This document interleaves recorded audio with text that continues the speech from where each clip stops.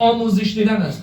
من نمیگم چی موضوعات را شما آموزش ببینید. میتونه آموزش حضوری باشد، میتونه آموزش آنلاین باشد. بهترین آموزش های امروز در ویدیوها و درس ها و در چینل یوتیوب ها وجود داره.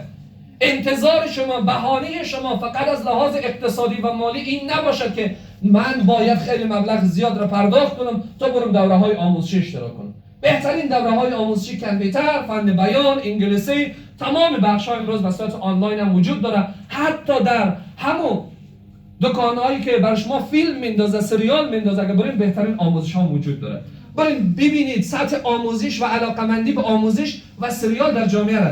از جایی میتونین که بر ما شما سریال میفروشن. سریال را نوشته میکنم جیبی 5 روپه.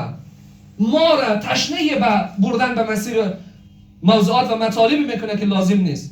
این طرف آموزش پرسان کنیم، هیچ کس علاقمند به اون نیست.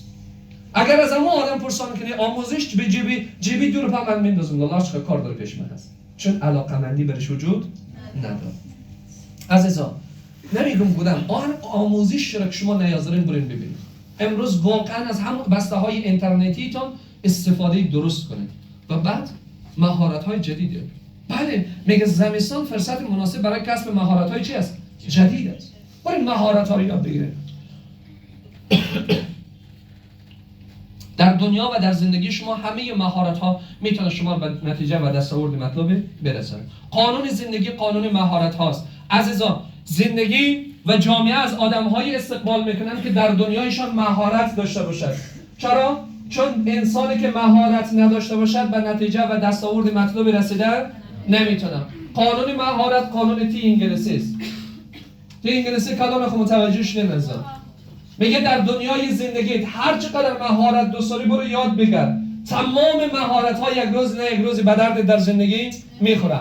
اما در یک مهارت در عمقش وارد شو. مهم نیست چی مهارت. مهارت فن بیان، مهارت خامک‌دوزی، مهارت آرایشگری، مهارت خیاطی، مهارت دریوری، مهارت هنر تدریس، مهارت زبان انگلیسی، مهارت ترجمانی یا هر مهارت عکاسی و فیلمبرداری.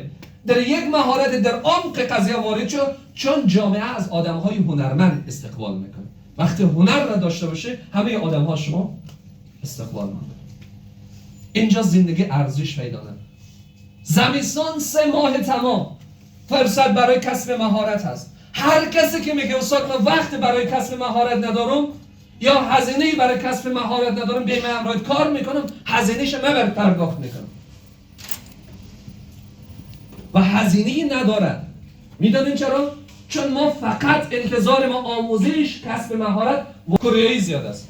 سریال هایی که ما رو تشنیع میکنه، قسمت های جالب رو در جای ختم میکنه که حتی باورت نشه. بعد چی میکنه؟ دقیقاً ما رو قدر تشنیع میکنه که ادامه سریال پول قرض کنم، باید برم سریال ببینم. این قانونی دنیاست. حتی صفحات اجتماعی قسم بر موضوع آماده شدن که موضوع تشریح خود میکنن. یک فیلم، یک سریال، یک آهنگ شاد را گوش کن، ادامش دقیقاً فیکس آهنگ شاد میده. و از لحاظ فیزیولوژیکی بر ما ساخته شده، تنظیم شده. و امروز دنیای هوش مصنوعی شده. دنیای دیجیتال شده. برین از هوش مصنوعی استفاده درست کنید. شکرگزاری. میگه شکر نعمتت افزون کنه. کفر نعمت از کفت بیرون کنه. بارها روی زمین موضوع تاکید کردم. خیلی وقتا هر روز در استوریای خودم نوشتم خدای شکر. خیلی آدم هم گفته استاد یعنی چه هر روز تکراری بله. چون میگه شکر نعمت اگه داشته باشی آرامش بیشتر داری. نعمت‌های